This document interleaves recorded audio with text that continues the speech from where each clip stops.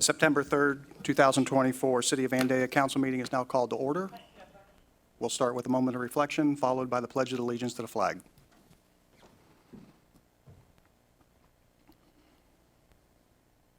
Please stand for the pledge.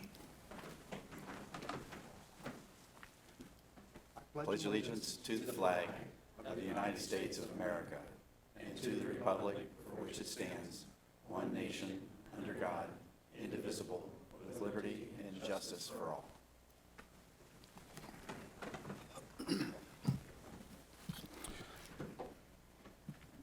All right, Council, you had an opportunity to review the council study session minutes and the council meeting minutes of August 19th. Are there any comments or corrections?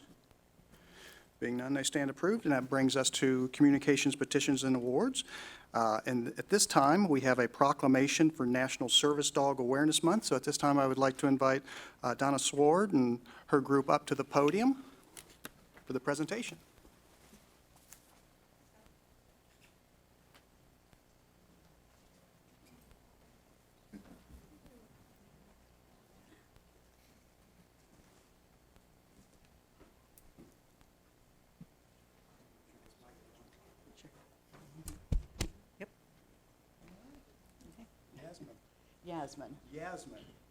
Yasmin's the furry little guy right here.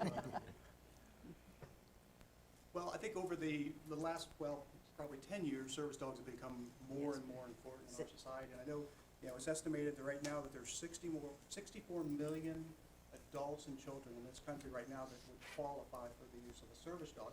However, the biggest problem we've got, there's only 16 million of them that are accredited to be a service dog. So we are aware that it is vital, and it's something that's really needed. I appreciate what you guys do to help bring awareness to it, and that's why the City Council and myself would like to present this proclamation to you today. We are going to proclaim that September, the whole month of September 2024, is National Service Dog Month here in the City of Vandalia. Here's the proclamation. Thank you.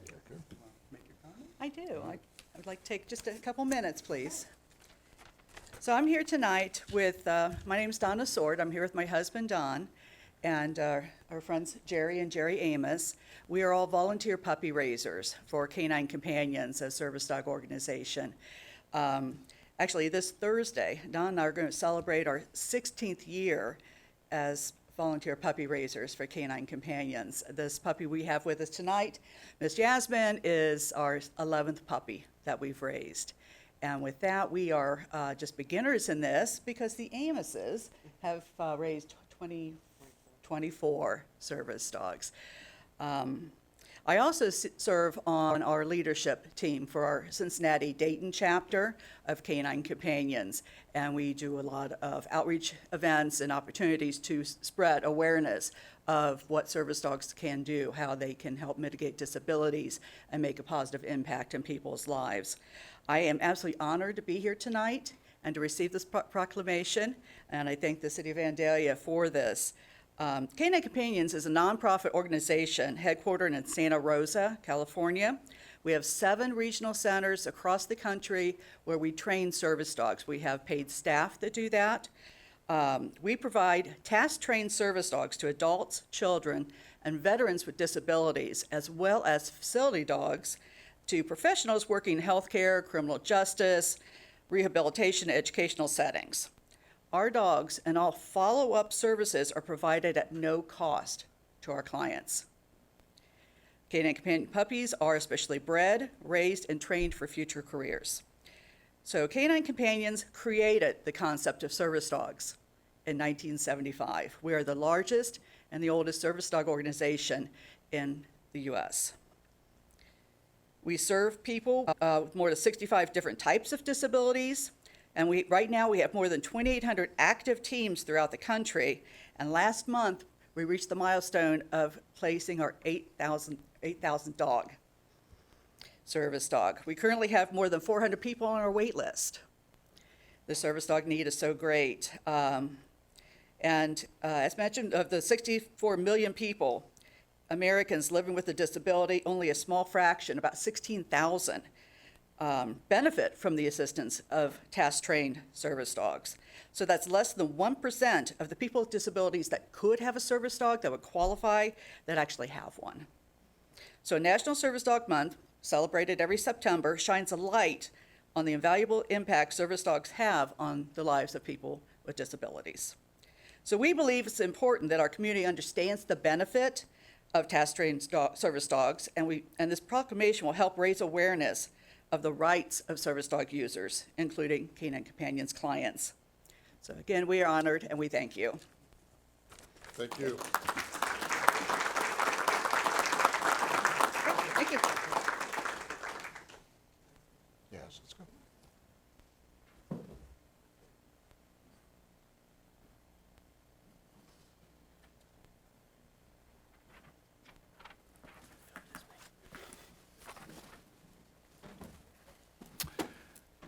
All right. Next, we have a presentation by Jeffrey Trzeciak, the Executive Director of the Dayton Metro Library. Welcome to the podium. Thank you. Thank you. Good evening, and thank you for this opportunity to talk a little bit about the libraries. I do want to say I have quite a challenge because I'm wedged between puppies and police officers, so I will do my best. But I am grateful that you managed to arrange a crowd of active library supporters to be here in the audience today, yes? All right, thank you. Thank you. For those of you who don't know me, I recently became the executive director at Dayton Metro about 3 years ago. I am a native Daytonian, though I grew up in Riverside and Old North Dayton for the most part.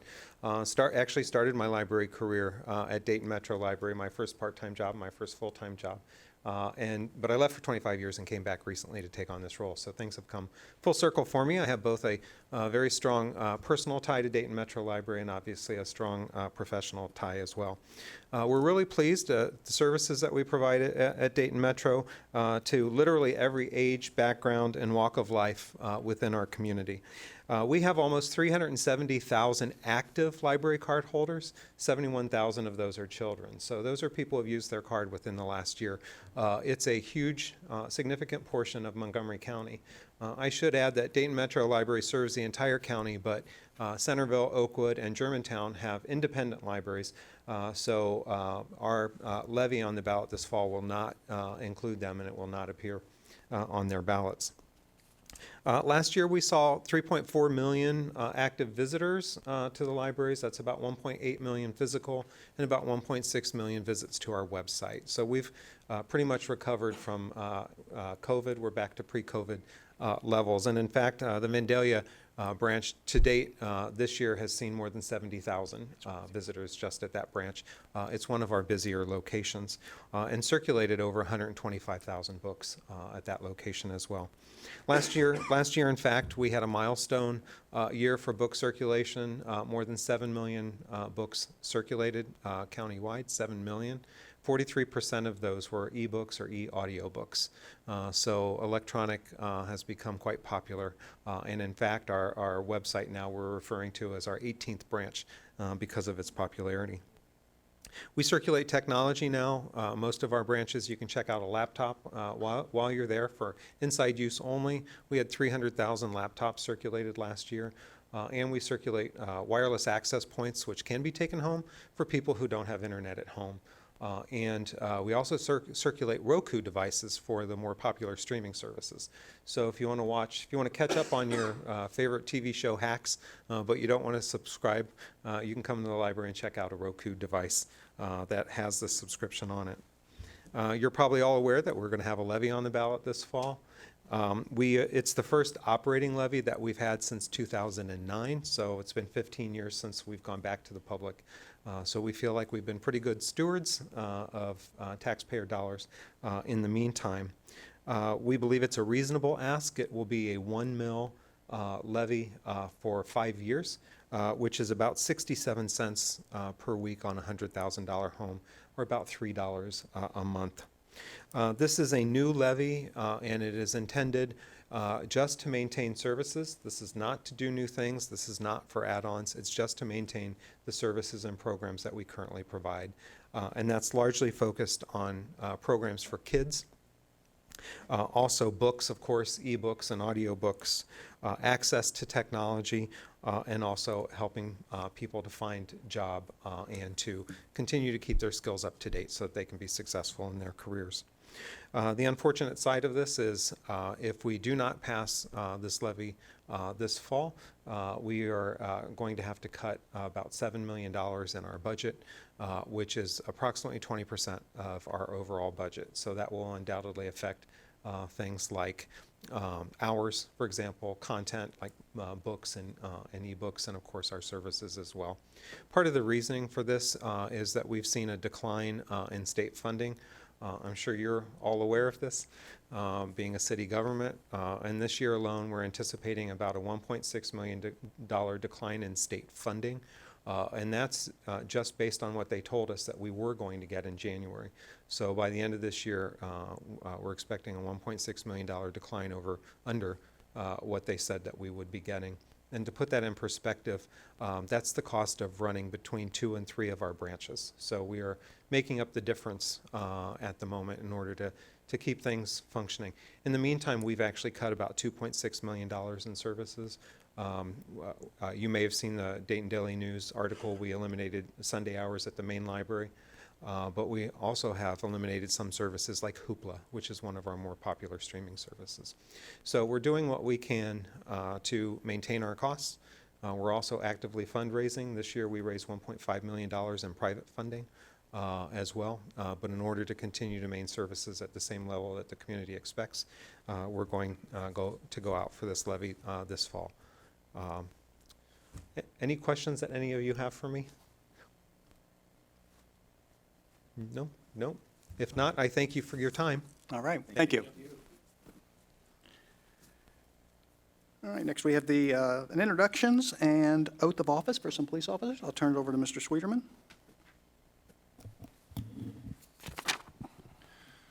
Thank you, Mayor. We have 2 introductions we'd like to do this evening in our police department. So we'll have the introductions and then the swearing in. I will start with the introductions of Tyler Cayot. Tyler, if you would stand, please. We'll embarrass you while we tell everybody how great you are. So Tyler, as I mentioned, a new police officer for us. His first day of duty was Monday, August 26th. Tyler is a graduate from Centerville High School in 2019. He attended Sinclair Community College, graduated with a bachelor's degree of applied science in unmanned aerial systems in 2023. He previously was a police explorer with the Centerville Police Department and also worked at the City of Centerville. He graduated from the Sinclair Police Academy this past July and currently resides in Centerville. So if you could, just please join me in congratulating Tyler for his success in the selection process.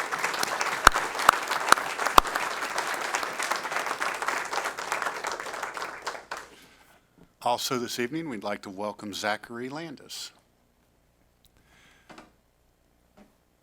Zachary also started with the police department on Monday, August 26th. He's a graduate of Vandalia Butler High School in 2018. He has served as an intelligence analyst in the United States Army from 2019 to 2023 and recently worked for Bo Townsend Nissan. He also graduated from the Sinclair Police Academy this July and lives with his family in Vandalia. So please join me in congratulating Zach on his selection.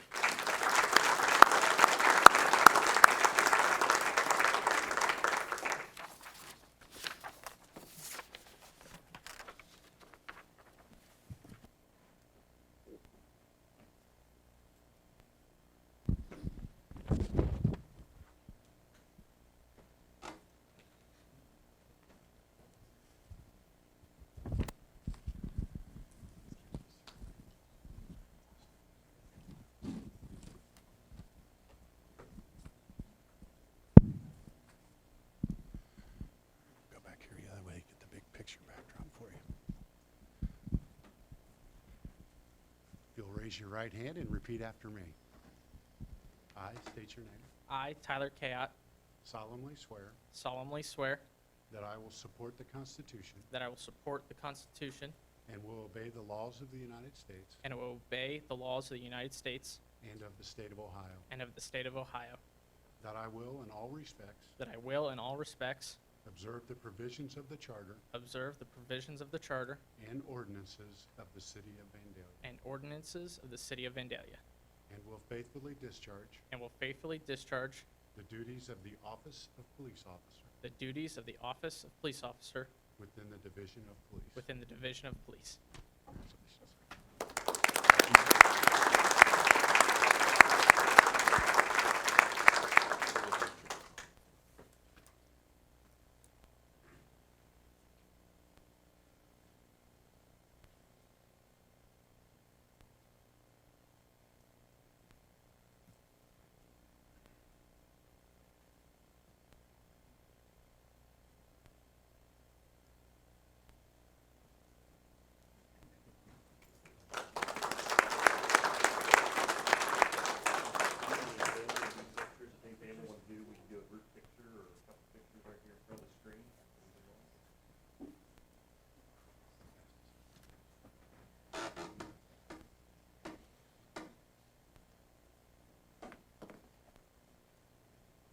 If you want to take pictures, you're welcome. Come on up. Come on up.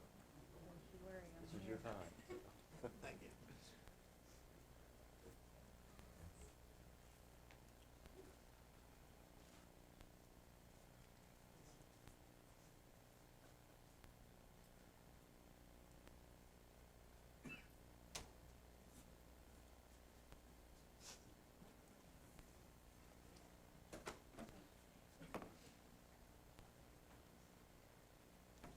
Congratulations.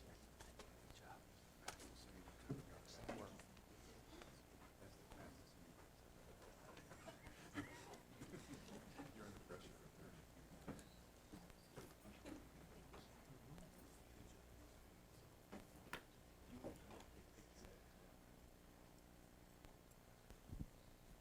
If you'll raise your right hand and repeat after me. I state your name.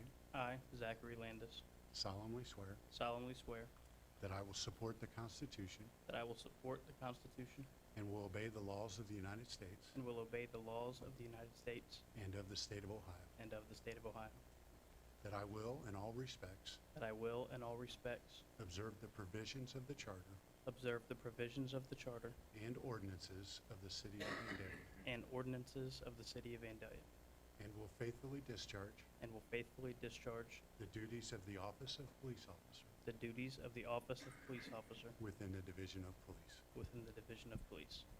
Congratulations.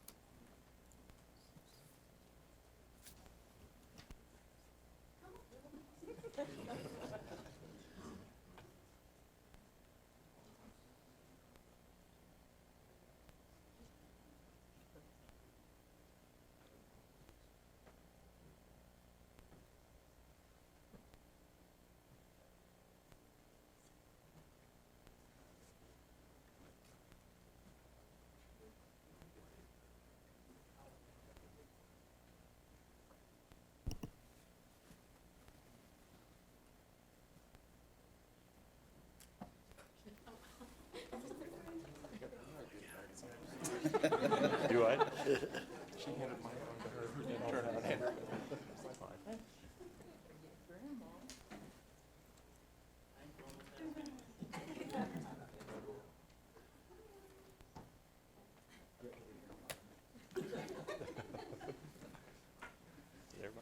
morning.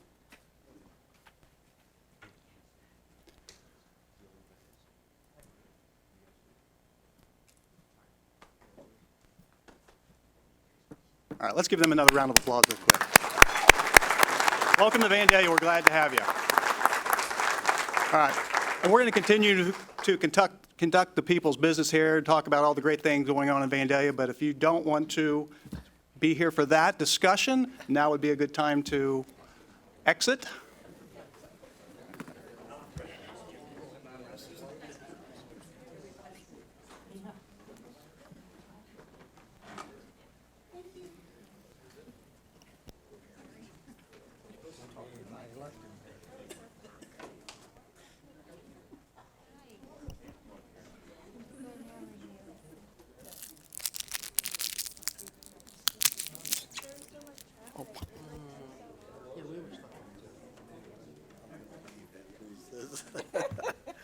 I'm just gonna get up and go.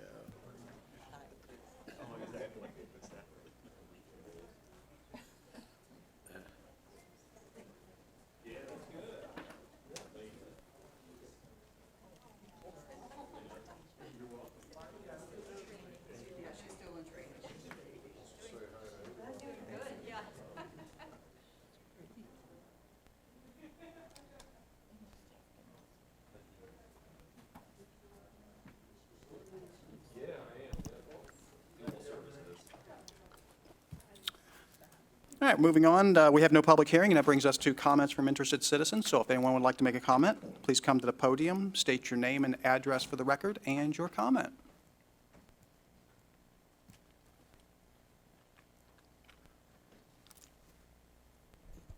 Barbara Spurgeon, 777 North Edge Drive, Vandalia.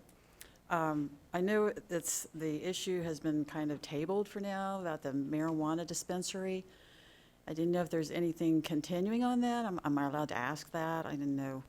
It's on the agenda for this evening to vote on its second reading. Oh, is it? Oh, okay. I guess I didn't notice it, so, okay. Well, that's good. Just as a matter of information, I encourage you to vote against it. I don't think Vandalia needs something like that in the city. I think it'll just create more problems than what we're prepared to deal with. You know, our younger people don't need that. So, anyway, thank you. All right, thank you.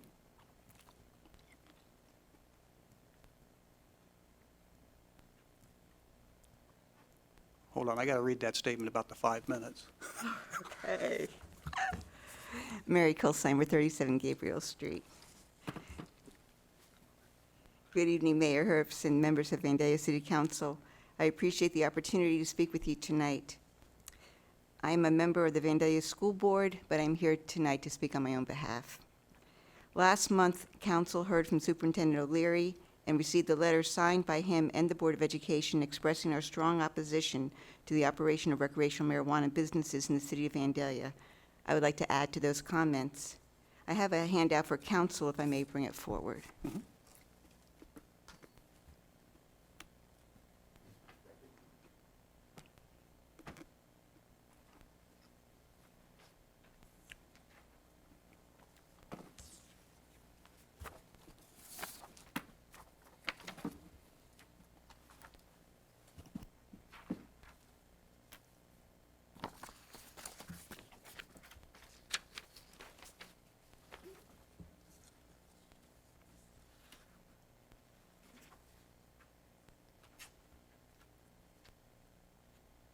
I looked up Ohio Revised Code, Section 3780, on adult use cannabis, and the handout I gave you is Section 3780.04, allowable forms of adult use cannabis.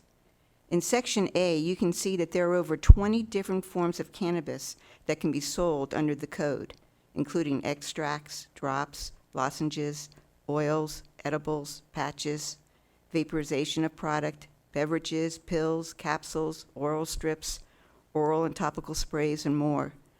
And under Section B, any person may submit a petition to the Division of Cannabis Control requesting that an additional form or method of adult use cannabis be approved, so the list could grow. Recently, I saw a clip on one of our local news stations about training that took place with the Sydney Police on the new marijuana law. The person who did the training highlighted in the news clip 2 areas that he made officers aware of. One was the increase in motor vehicles, involving motor vehicles and impaired driving. And the second involved an increase in child endangerment cases because of more edibles. I had not thought about the increase of child endangering cases, but realized how serious that could be. Children at risk of ingesting something, not realizing that cannabis is in it. So in addition to all the dangers and risks that were outlined last month by Police Chief Althouse and Superintendent O'Leary, there is also the risk of more child endangerment cases. An 8-year-old cannot vote. They depend on adults to make wise choices for them. I appreciate the council addressing the moratorium before it expires, and I support your ordinance prohibiting the cultivation, processing, sale, and distribution of adult use marijuana. Thank you. Thank you.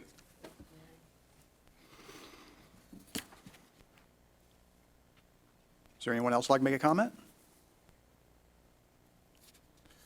All right, we'll move on to the city manager's report, where we have a couple of information items. Mr. Sweeterman? Thank you, Your Honor. Just 2 things this evening. The city will be hosting and offering to its residents large debris drop-off on Saturday, September the 14th, from 8 a.m. to 2 p.m. at the Public Works Garage. We do ask that you bring proof of residency. Also, the Touch a Truck program will be Saturday, September the 14th, from 10:30 a.m. to 1 p.m. at the Vandalia Sports Complex.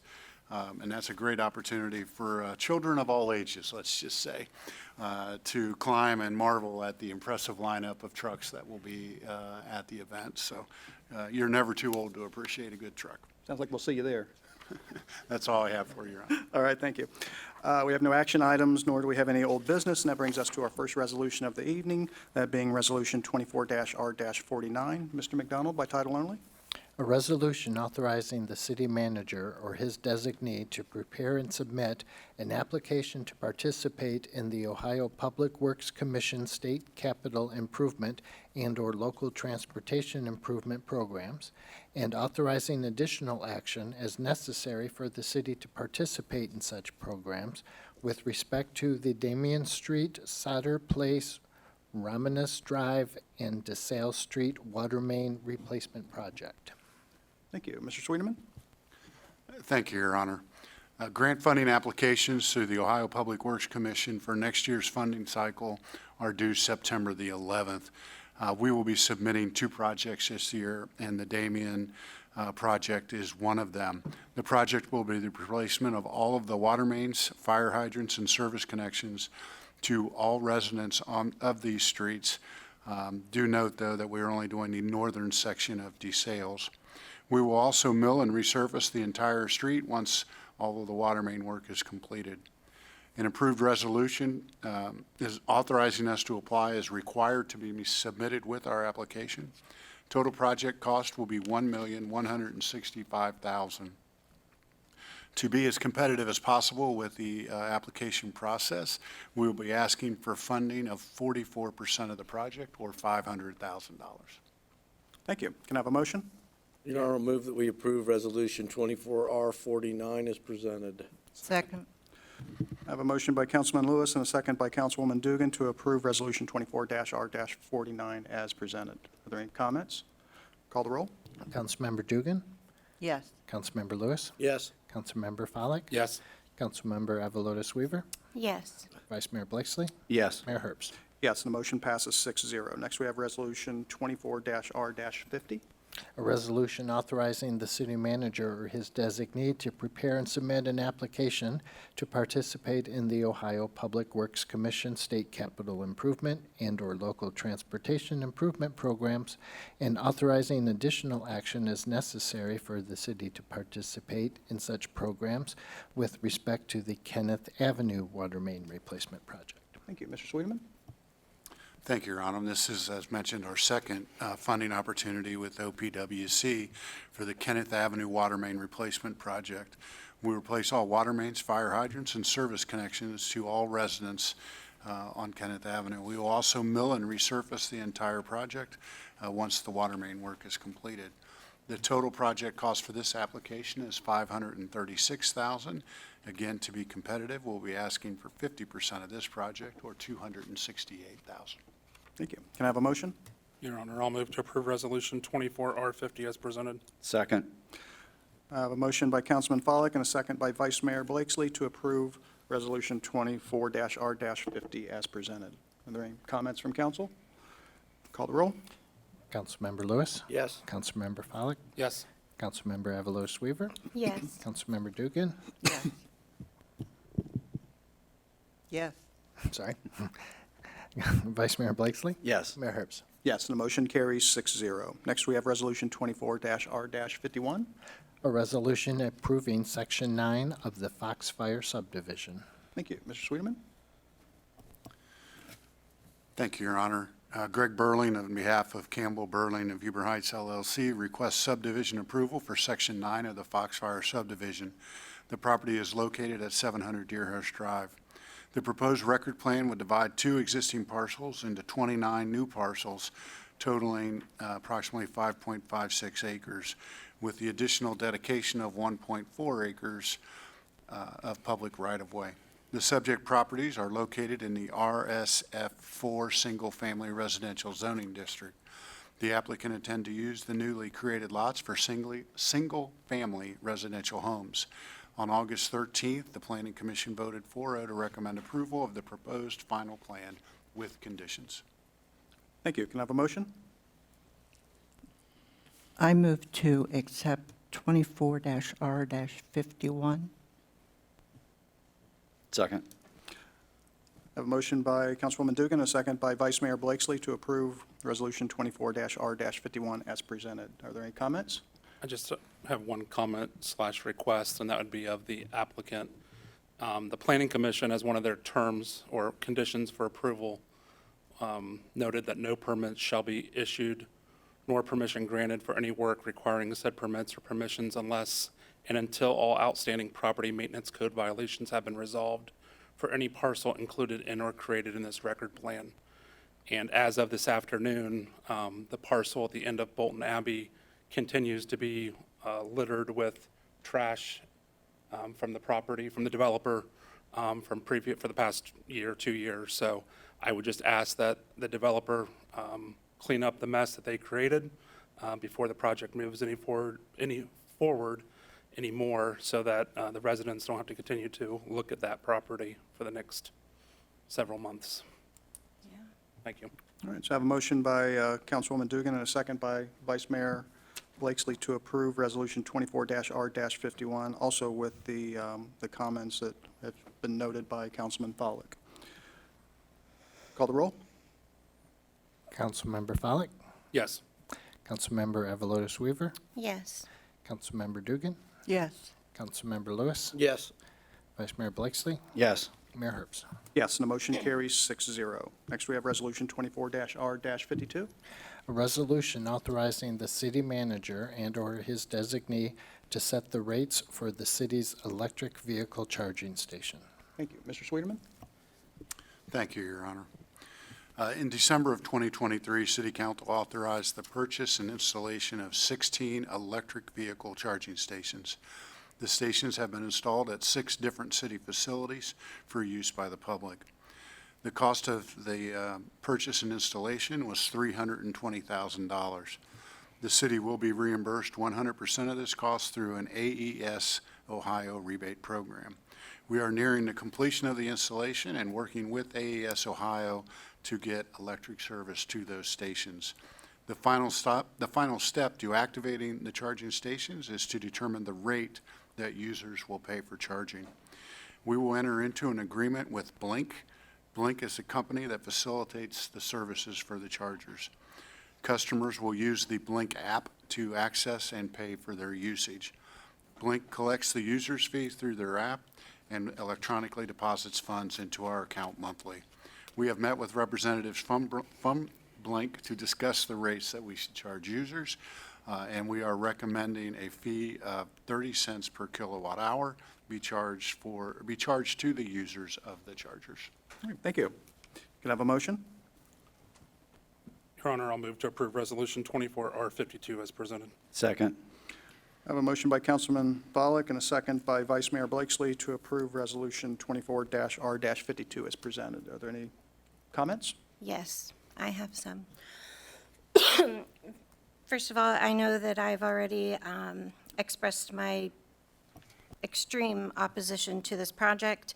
I know that it has been said to me more than once that there is a $320,000 reimbursement from AES for the installation. That does not cover the service upgrades, maintenance fees that we are going to face, which I've looked into, which will be, although not given to me directly, from all the information that I can find, is going to cost us $400 to $500 a month per EV charger.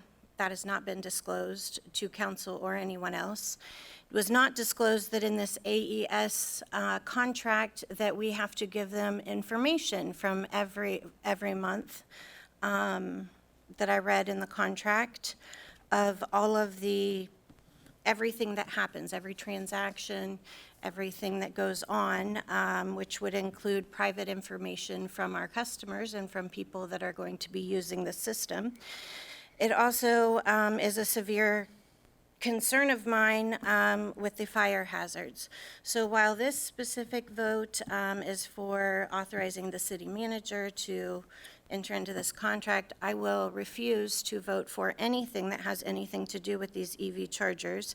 As we've seen just with the golf course, we've had to vote for almost $1 million worth of things for what is called an amenity. Amenities are expensive, and when we're already raising rates for our water and sewer and other things that are a necessity, I do not feel that we should be adding another amenity to our constituents when we already have them that cost us a lot of money. And we were not disclosed any of this information or costs when I have asked for these things. So that is my comment. All right, any other comments? Call the roll. Councilmember Avalotis Weaver. No. Councilmember Dugan. Yes. Councilmember Lewis. Yes. Councilmember Follett. Yes. Vice Mayor Blakesley. Yes. Mayor Herbst. Yes, and the motion carries 5-1. We have no ordinances in their first reading. However, we do have a couple in the second reading. First one being ordinance 24-18. Mr. McDonald? An ordinance amending the text of the Vandalia zoning code regarding the cultivation, processing, sale, and distribution, of adult use marijuana. Thank you. Mr. Sweeteman? Thank you, Your Honor. In November of 2023, Ohio voters approved a ballot initiative legalizing marijuana for adult use. Council subsequently passed a moratorium to allow time to study the matter and to determine the framework under which sales would be permitted by the state of Ohio. During the July 15, 2024 City Council study session, after a briefing on the new law, Council directed staff to prepare an amendment to the zoning code that would add adult use marijuana to the current prohibition on medical marijuana. On August 13th, the Planning Commission voted 4-0 to recommend approval of the proposed amendment. Thank you. And since this is an ordinance in its second reading, I'll open a public hearing. So if anyone would like to make a comment regarding this ordinance, you please come to the podium and state your name and address for the record and your comment. Being none, I'll close the public hearing. Can I have a motion? Make a motion that we approve the second reading of 24-18. Second. I have a motion by Vice Mayor Blakesley and a second by Councilwoman Dugan to approve ordinance 24-18 in its second reading. Are there any comments? I will spare the audience and the rest of council for my 5-minute diatribe from last meeting. But my position still stands the same, that I don't feel that this is necessary in Vandalia when there are others outside the city, that if anybody is welcome to purchase cannabis, that they have that opportunity, and feel that, again, Vandalia does not need this. All right, thank you. Call the roll? Oh, I'm not.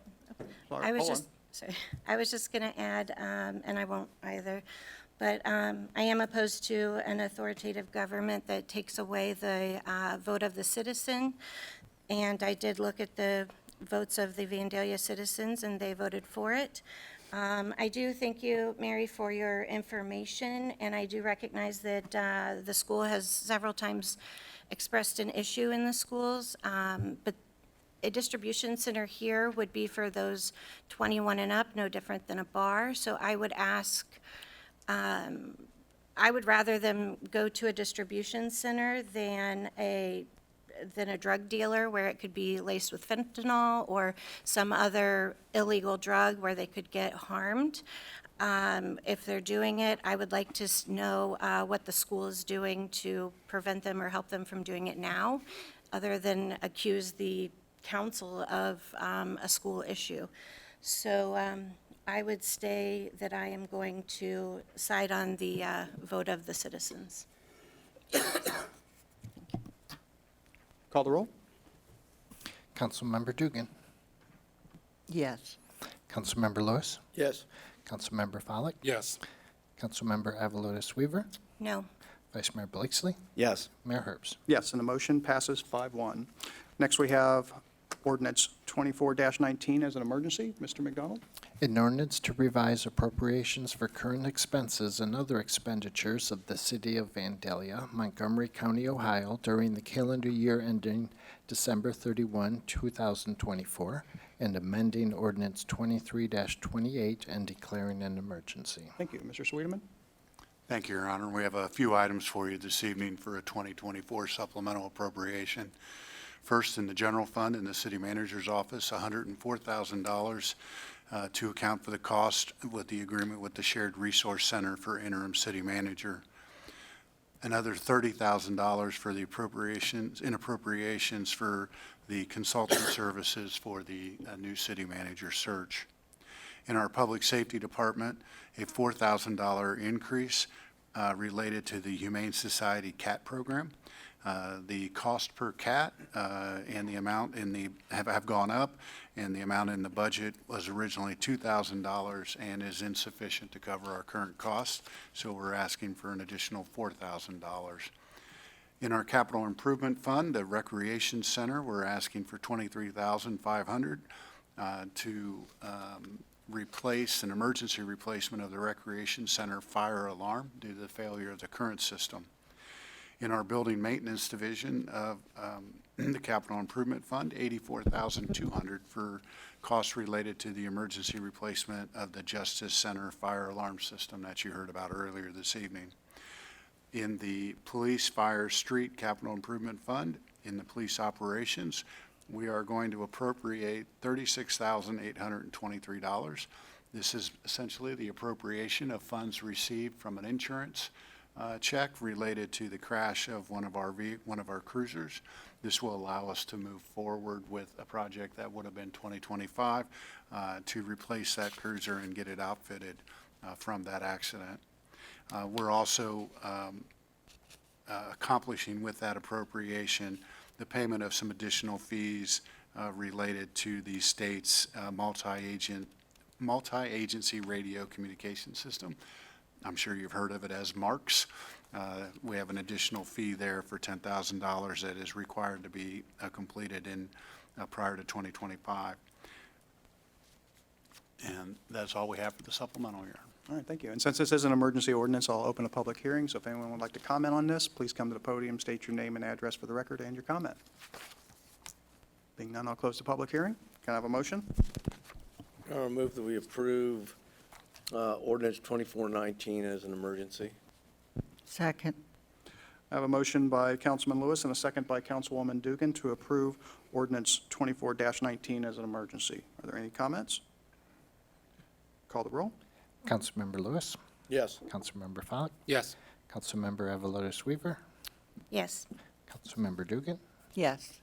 Vice Mayor Blakesley, Yes. Mayor Herbst. Yes, and the motion carries 6-0. And that brings us to our reports from boards and commissions, where we have a conditional use for a truck facility at 6480 Webster Street. Mr. Sweeterman? Thank you, Your Honor. There is a request for a conditional use approval for the property at 6480 Webster. The applicant seeks to establish a truck facility on the property. Truck facilities are conditional use in the I Industrial District.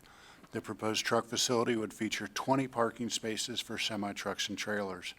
The paved parking area will be enclosed with a gated fence.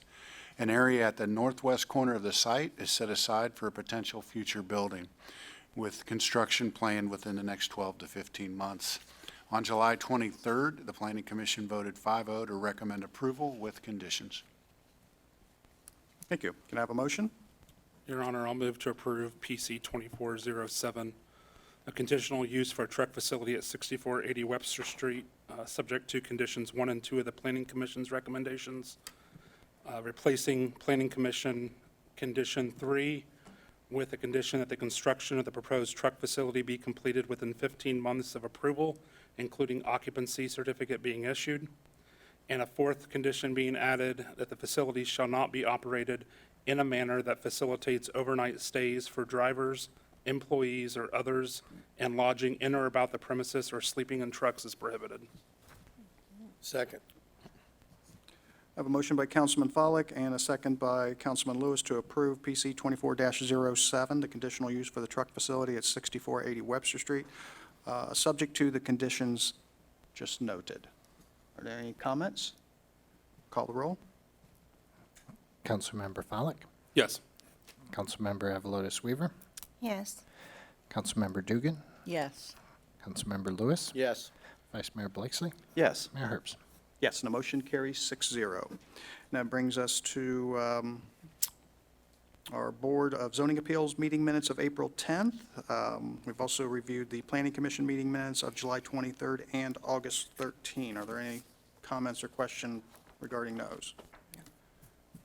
Being none, they stand approved, and that brings us to council comments, and we'll begin this evening with Mr. McDonald. Nothing tonight, thank you. Mr. Sweeterman. Nothing else, Your Honor. Councilmember Dugan. I'd like to welcome Zach and Tyler. All right. Councilmember Lewis. None this evening, Your Honor. Councilman Pollack.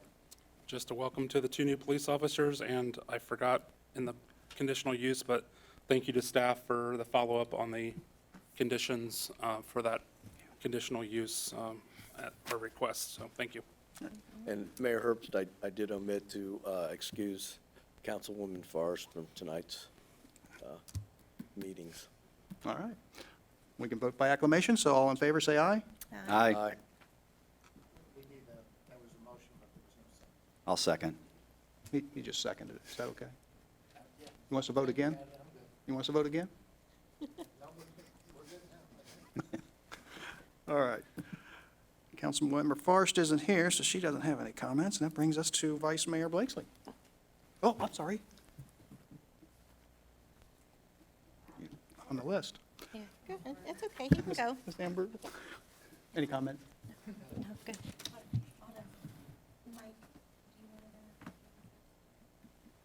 You go. Okay. First of all, we want to invite all of you to Oktoberfest this coming weekend at the Vandalia Rec Center. We're all very excited. Vice Mayor Blakesley and Councilwoman Dugan and I all work on that, and several others volunteer. Actually, I think just about everybody I know. Councilman Follick even volunteers. So we'll all be there to greet you and celebrate. Oh, yeah, I'm sorry. Mayor Herbst volunteers as well. So it is from 6 to midnight on Friday and noon to midnight on Saturday. So come and eat, and the menus play on Saturday night. So yeah, we're excited for you. Yes, I also want to extend my welcome to our 2 new police officers. I'm so excited to see that we are filling those positions and getting exciting to have a full staff on there, and excited to celebrate the Canine Companions because they do such good work. I think that that is just about it, and I hope everybody has a great week. Thank you. Thank you. Vice Mayor Blakeslee? Just echo some of the other comments, and we'll see you at the Oktoberfest. All right, the only comment I have is, again, welcome to the new staff that we just hired. It's, as Amber said, it's good to see that these positions are being filled and we're finding viable candidates for them. That made, the meeting is adjourned.